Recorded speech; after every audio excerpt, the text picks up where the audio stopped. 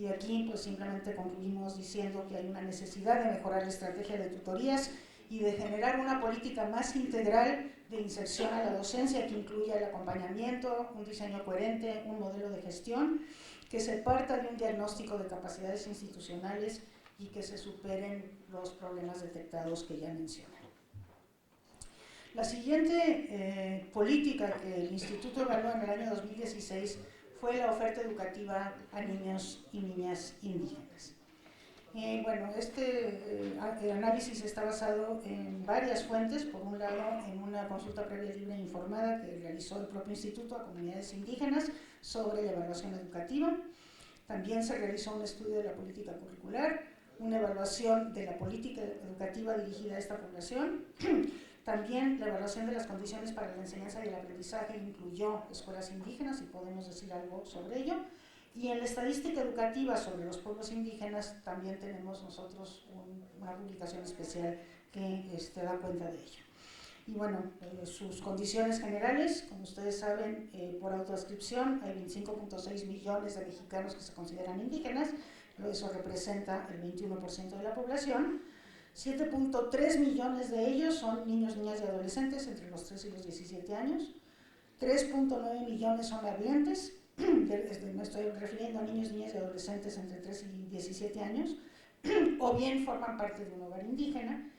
Poco más de la mitad de estos niños se encuentran en situación de pobreza extrema, 6 de cada 10 residen en zonas rurales y 9 de cada 10 de los que asisten viven en zonas de alta o muy alta marginación.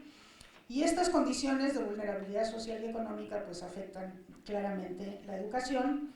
Y bueno, ahí tenemos el dato, 23% del grupo de edad 3-17 no asiste a la escuela, más del 80% tiene aprendizajes por debajo del nivel básico y solamente el 7.2% ha concluido la educación media superior.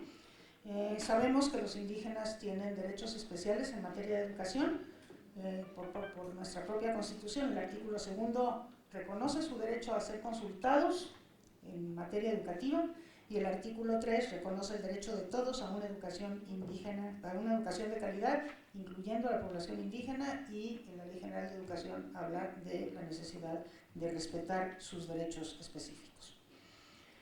La población indígena, como hemos visto, enfrenta más obstáculos que la población regular para acceder a la escuela, para permanecer en ella, para recibir educación en su lengua materna y, como consecuencia de todo esto, para lograr aprendizajes. Entonces podemos decir que en general su derecho a la educación ha sido vulnerado.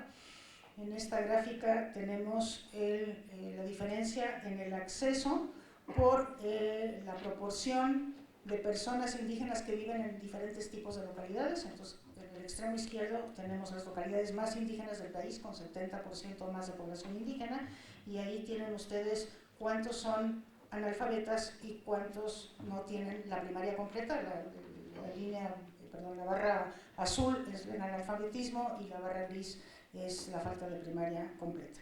Y pueden ustedes ver cómo, conforme va bajando la proporción de indígenas en la región, también va bajando la proporción de analfabetismo y la proporción de aquellos que tienen primaria incompleta. En la siguiente gráfica lo que ustedes pueden ver es el porcentaje de la población de 3 a 17 años según la asistencia escolar, y esto se refiere al año 2014.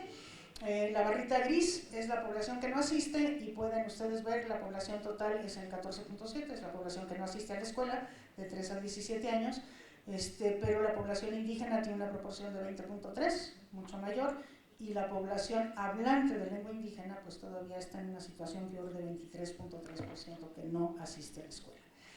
Por lo que tiene que ver con la permanencia, el 90% ya se matricula oportunamente.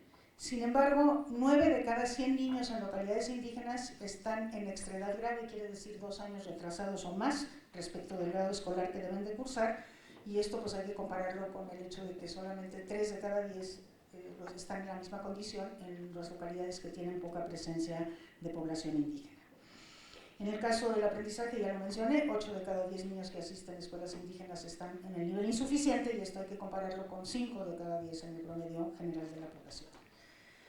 Respecto al derecho de recibir educación en su lengua, derecho que está consagrado en la Constitución, Bueno, en preescolares y primarias indígenas solo el 54% y el 48% respectivamente de los docentes son hablantes de lengua indígena, y en 25% de las escuelas los docentes hablantes hablan una lengua distinta que la de sus alumnos. Entonces, este derecho está lejos de ser cumplido. Respecto de las intervenciones de política, preescolar y primaria. Este subsistema está, como ustedes saben, normado por la Dirección General de Educación Indígena de la Secretaría de Educación Pública, pero en secundaria no existe una modalidad que reconoce a los indígenas como tales. En el caso de preescolar hay 215,000 alumnos hablantes de lengua indígena, pero de ellos solo el 68% asiste a escuelas indígenas. De 663,000 alumnos hablantes de lengua indígena en primaria, solo el 53% asiste a escuelas indígenas. Si asisten a escuelas que no son indígenas, pues no hay ni siquiera posibilidad de que los atiendan en su propia lengua. La mayoría de los hablantes de lengua indígena de secundaria, el 52%, asisten a telesecundarias. Estos son los datos que acabo de mencionar. Respecto de infraestructura y equipamiento, bueno, puede que decir aquí que la mayoría de las escuelas indígenas presenta condiciones materiales precarias y carencia de servicios básicos. Y en relación con los materiales, hay que decir que no hay materiales en todas las lenguas indígenas, y cuando las hay solamente llegan al grado cuarto. Los existentes son de 1993 y no han sido actualizados. Su distribución no es oportuna porque los libros llegan hasta los almacenes, pero de los almacenes a las escuelas eso depende de las comunidades. No hay materiales especiales para multigrado y prácticamente no hay materiales en lengua indígena en el nivel secundario. Respecto al perfil y a la formación de los docentes, bueno, hay una falta de formación pertinente y relevante, dicho por los propios docentes, la formación que reciben no lo es. La mayoría son contratados sin contar con una formación inicial. La licenciatura en Educación Preescolar Primaria Indígena Bilingüe, que es reciente, no ha recibido los recursos necesarios y solamente opera en 12 normales del país. Los docentes en general no saben leer y escribir su propia lengua. Muchos, aunque saben la lengua, enseñan en español, y este es un fenómeno que se da o bien por autodesprecio o bien por, que es lo mismo en el caso de las comunidades, una presión de las comunidades para no hacerlo, y entonces hay una necesidad de formarlos para que valoren su lengua. Y también encontramos que los maestros indígenas laboran por un salario menor que los maestros que no son indígenas, lo cual es una clara injusticia. En relación con el currículum, falta participación indígena en planeación, programación y aplicación del currículum. Hasta la fecha no se otorga autonomía a las comunidades para rediseñarlo. Hay una descontextualización e irrelevancia de contenidos. En secundaria falta continuidad en la enseñanza de y en la lengua. La asignatura en el caso de secundaria es optativa y carece de recursos para financiar al maestro que enseña la lengua indígena. Entonces es muy difícil que se lleve a cabo. Y los docentes no han tenido la libertad hasta la fecha para adecuar horarios. Y por último, respecto a la gestión escolar y la participación comunitaria, pues hay que decir que 8 de cada 10 directores cumplen también funciones docentes, que el 25% de las escuelas tienen una plantilla incompleta, cuando en otro tipo de escuelas es el 15% nada más, que la rotación de docentes es alta y la sustitución escasa, que faltan estrategias para minorar las cargas excesivas de los directores, por ejemplo, directores itinerantes podría ser una solución, que faltan adecuaciones para multigrado, el porcentaje de multigrados en escuelas indígenas es mucho más alto que en el total de las escuelas del país, y que en general las escuelas operan desvinculadas de la comunidad.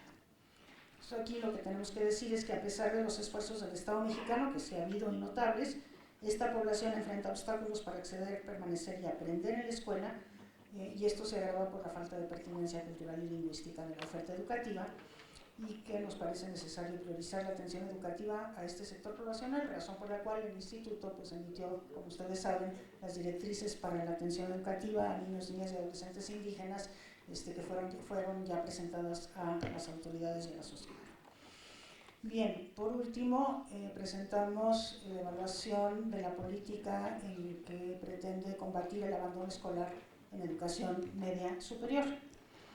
Bueno, ustedes saben que combatir el abandono escolar en este nivel educativo es sumamente importante porque todavía es alta la proporción de jóvenes entre los 15 y los 19 años que está fuera de la escuela o bien que abandona la educación media superior.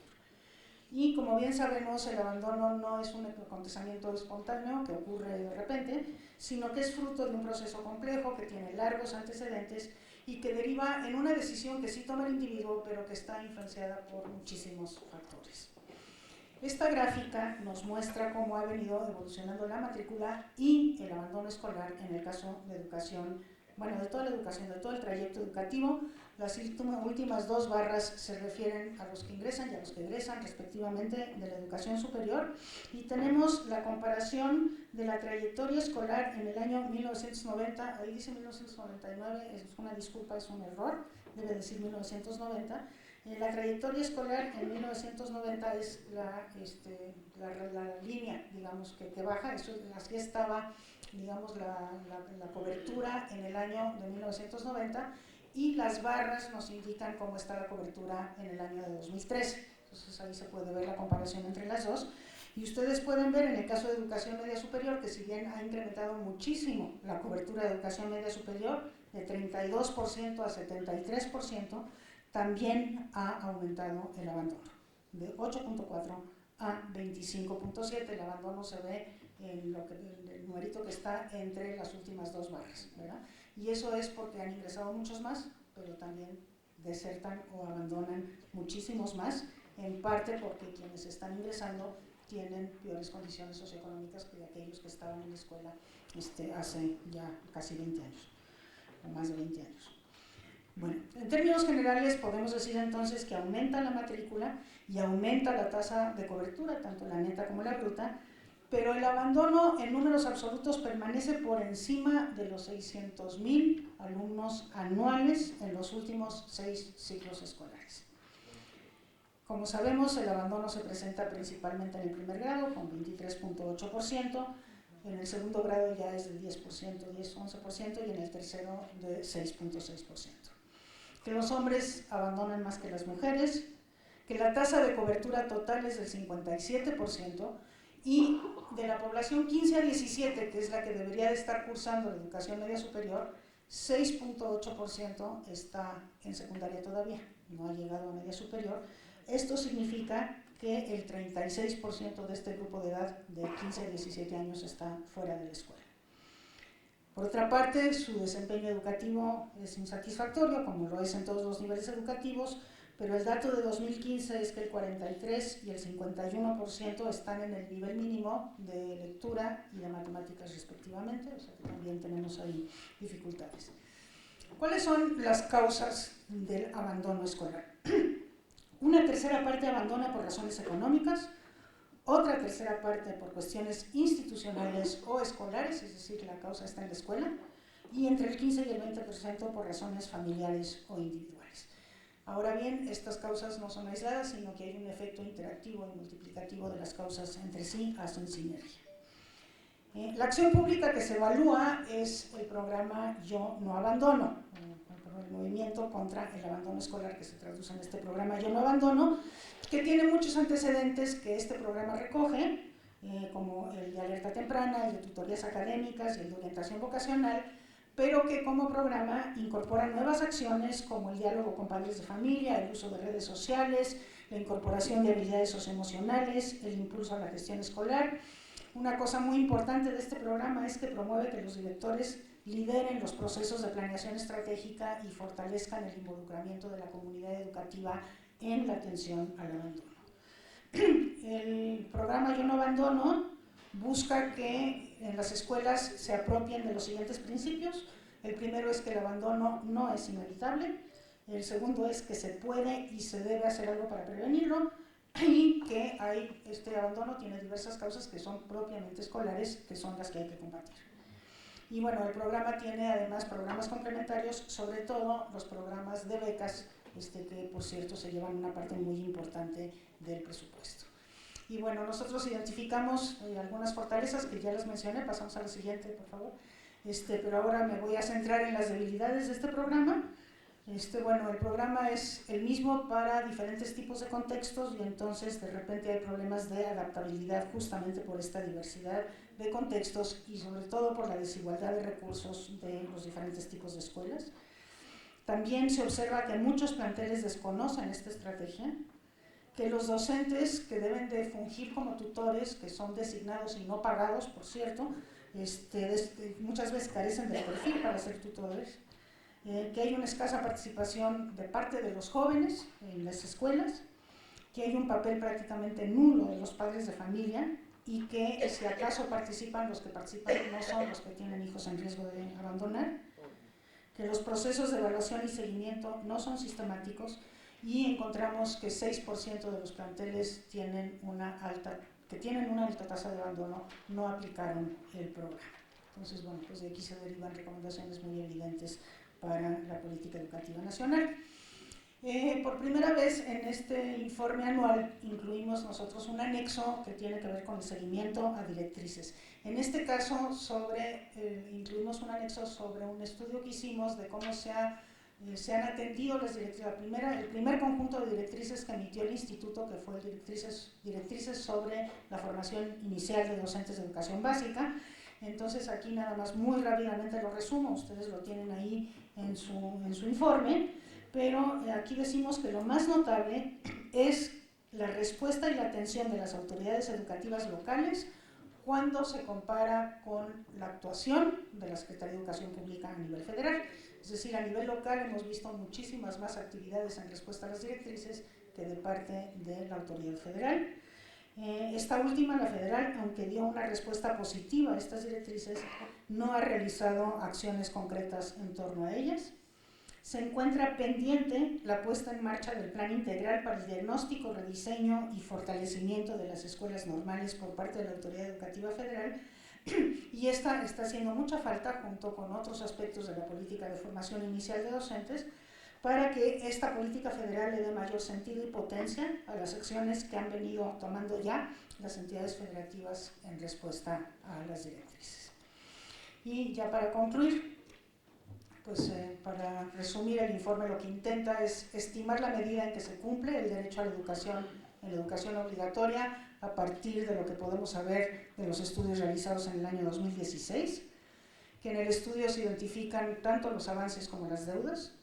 Los avances fundamentales tienen que ver con la expansión de la cobertura, con el aumento de la eficacia, que se manifiesta en tránsitos educativos más regulares, en mayores niveles de asistencia a la escuela de los niños, niñas y adolescentes de 3 a 17 años, y en tasas de abandono en declive y mayores proporciones de egresados. Las deudas, sin embargo, se manifiestan en inequidades significativas que impactan en los contextos socioeconómicos en mayor desventaja, también en el terreno de los aprendizajes, que es donde se observa el mayor rezago, y se relaciona la calidad de los servicios con el contexto socioeconómico. Sin embargo, también encontramos que el contexto socioeconómico no es determinante porque existen márgenes de acción para que las autoridades educativas rebasen las limitaciones de estos factores. Y por último, la conclusión general, pasamos a la siguiente.